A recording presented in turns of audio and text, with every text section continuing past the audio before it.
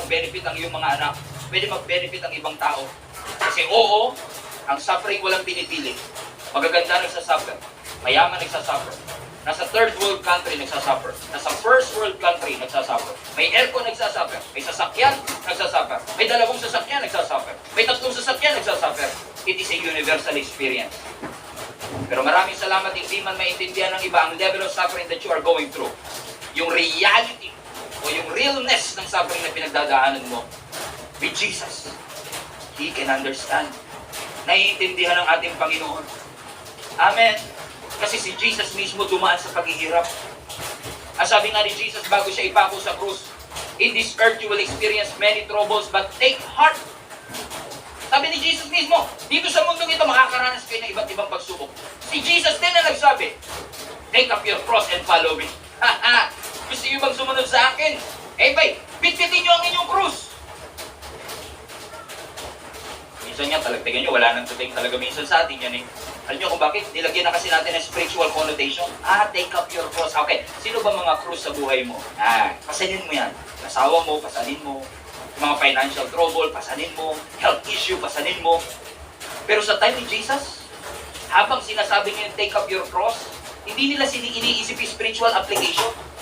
Ang iniisip nila, realidad dyan, tunay at totoong krus. Kasi sa panahon natin, pag may krus ka, religious. Ang krus ngayon, emblem of hope. Pero sa panahon nila, yung cross is a symbol of torture and death. So kapag sinabi ng Lord, take up your cross, hindi sila nakakita ng pag-asa. Ang nakikita nila, torture. Ang nakikita nila, kamatayan. And sabi ng Lord, this is what it takes to follow me. Take up your cross and follow me. Torture ka? Hindi yan katulad ng take up your cross. Ay, syempre naman Lord, business ko, para sa'yo yan. Take up your cross. Huwag ka mag-alala Lord, lahat ng suffering pagtitiisan ko yan. Sa kanila, literal. Hindi ito kwintas na sinusuot, kundi ito yung cross na pinapasan. Kasi it's one thing to wear the cross, it's another thing to bear the cross. We are not called to wear the cross, we are called to bear the cross. So take up your cross and follow me. Si Jesus na mismo ang nagsabi. But you can never go wrong kapag sumunod ka sa Panginoon. Kasi kahit bit-bit ko yung cross na yan, alam natin kasama natin ang Panginoon, di niya tayo iiwan. In fact, may instruction ng Panginoon sa atin sa Revelation chapter 2. While I was reading this, sabi ko nga, Lord, maraming salamat, hindi mo dinenay yung realidad ng suffering. Pero itinuro mo sa amin kung paano namin haharapin.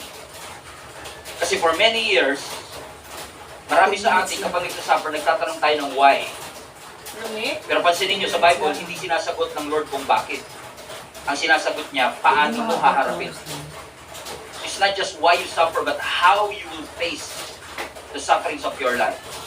So one time, sumulat ang ating Panginoong Jesus ay may instructions sa 7 churches in Revelation. At kasama sa 7 churches yung Church of Smyrna. Parang Myrna, lagyan mo ng S. Plural form, pero nasa unahan. Sige, mga 5 yan, guess yun na. Okay, Smyrna. Sabi ng Revelations 2 verse 9, hindi talaga ako tatawa para mamaya, pagdating ng 8, yun pala yun, plural form. Okay, Revelations 2, 9 to 10. I know about your suffering and your poverty. Hold on. Sabi nung nagsulat, alam daw niya yung pinagdadaanan natin. O nila, for that matter. Alam daw niya yung poverty. Now question, sino yung I? Sino yung I? Kasi kung sasabihin lang natin na, si Stephen, alam yung suffering mo, minsan yung nakakaalam, wala namang matutulong. Amen lang kayo anytime. Tanong, sino yung amen? Para malaman mo kung sino yung amen, babalik ka ng 1 verse higher. Verse 8, hindi ko na nilagay dyan, pero sabi ng verse 8, this is the message from the one who is the first and the last. This is the message from the one who is the first and the last. Question, sino yung the one na first and the last? Di have 3 questions. Sige, go! Jesus!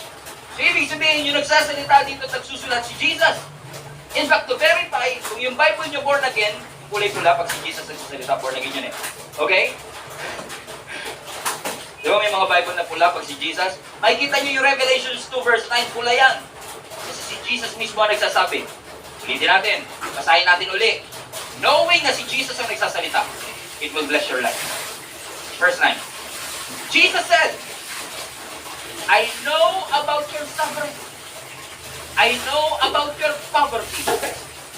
But you are rich. I know the blasphemy of those opposing you. In essence, I know your sins. I know their sins. They say they are Jews, but they are not. Because their synagogue belongs to Satan. Do not be afraid. Marunong to. Sino nagsasalita? Jesus. Do not be afraid of what you are about to suffer. I tell you, the devil will put some of you in prison, test you, and you will suffer persecution for 10 days. But be faithful, even to the point of death, and I will give you life as your victor's crown. Wow! Whoa! Napagpala ba kayo? Knowing the context will bless you even more. Ang sinusulatan ni Jesus dito is yung church ng Smyrna. Ang Smyrna, malapit sa Ephesus. Ang Smyrna, loyal sa Romano. Romano na sumakop sa mga Israelites. Blended? Now, it turns out, based on history, na may mga influential people sa Smyrna na nagpe-persecute sa church ng Smyrna. Are you still with me? So may church sa Smyrna, pero yung mga powerful people sa lugar na yon, parang hindi nila tight yung mga Christians. Just imagine na lang kunwari our president or our political leaders are against born-again Christians. And meron talagang persecution, spiritual resistance, to the point na yung mga Christians pinapatay, pinapakulong, binubugbog, amen? At talagang minumurder. Think about this. Napakahirap talaga ng kanilang pinagdadaanan. Pero look at this. Nasabi ng Panginoon sa kanila, I know about your suffering. Wow! Hindi magbubulag-bulagan ang Diyos sa suffering na pinagdadaanan mo katulad ng iyong pinaniniwalaan. Alam ng Diyos ang iyong suffering. God knows the pressure that you are going through. God knows the crushing that you are going through. God knows the absolute poverty that you have nothing at all. Alam ng Diyos ang suffering mo. Alam ng Diyos ang poverty na pinagdadaanan mo. Pero sabi niya sa verse 10, verse 10 please, do not be afraid. Huwag kang matatakot of what you are about to suffer. Watch this. Sabihin ng Panginoon, huwag kang matakot ngayon. At least, alam ko, kinabukasan, pwedeng masun. Pero yung sabihin mismo ng Panginoon, huwag kang matatakot kasi bukas, magsasuffer ka pa rin. Huwag kang matatakot. Tingnan nyo, basahin natin ulit. Ang sabi doon sa, do not be afraid, verse 10. Do not be afraid of what you are about to suffer. I tell you, the devil, or for that matter, yung mga influential people sa Smyrna, yung Romano, will put some of you in prison to test you. You will suffer persecution for 10 days. Think about this. Ina-assure tayo ng Panginoon, huwag kayong matakot. Bukas, may makukulong. Bukas, may mamamatay. Bukas, may papahirapan ng 10 days. By the way, historical context, yung 10 days na ito, ay di basta 10 days na suffering. This is fried chicken. And here's one from Food Panda with 100 pesos off. 10 days na progressive suffering. Habang tumatagal, pahirap na pahirap. Kasi meron silang parusa na progressive. So kapag nahuli ka nilang Christian, lumabag ka sa kanilang political point of view, ay pwede ka nilang ipadampot at mag-suffer kay Nero ng 10 days. Ibig sabihin, 10 araw, pahirap na pahirap. Pero sabi ng Lord, pero huwag kayo matakot na. May mamamatay. May makukulong. Pero huwag kayo matakot. Parang hirap, ano? Huwag matatakot, pero may mamamatay. Kaya sabihin ko, guys, huwag kayo matakot. Pinapasabi ng Panginoon, ikaw na nakadilaw, ikaw na nakapula, papadakip ka daw po. Doesn't make sense to me kasi pinipredict ng Lord that there is going to be suffering. And yes, sabi ng Lord, don't be afraid. Which made me research that word deeper. Kasi hindi ko talaga maintindihan eh. Bakit sinasabi ng Lord, don't be afraid? Eh, may suffering. And then I found out na ito palang don't be afraid na ito ay napaka-strong na Greek word. Ang ibig sabihin is, watch this, fear nothing. Fear nothing. So it's not just don't be afraid. Hindi lang sinasabi huwag kayong matakot sa persecution, huwag kayong matakot sa pag-aresto sa inyo, huwag kayong matakot sa pagpatay sa inyo. In fact, sinasabi niya, fear nothing. Wala kayong dapat katakutan. Ganun ba rin, Pastor eh? Parang ako nasyo. When you say kasing fear nothing, small or severe,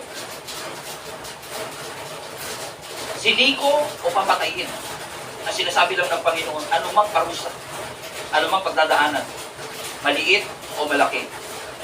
Which is very wise for the Bible to say. Kasi nga, suffering is relative. Pwedeng yung pagpapakulong sa'yo, sisiw lang sa'yo. Kaya sabi ng Panginoon, fear nothing.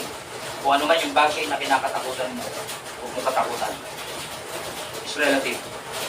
The Bible is so wise. The wisest book in the world. Sabi niya, don't be afraid. God knows your pressure. Yung church ng Smyrna, dumadaan na sa persecution. Sinabi pa ng Panginoon, dadaan pa kayo sa mas matinding persecution. Pero huwag ka matakot. Maging tapat ka lang. Even to the point of death. And God will give you life as your victor's crown. May reward. Hindi lang sinasabi ng Lord, pagtiisan mo lang. Kung ano mangyari sa'yo, basta magtiis ka lang. Kasi may mga kilala ako, nakapagtiis, pero traumatized pagkatapos.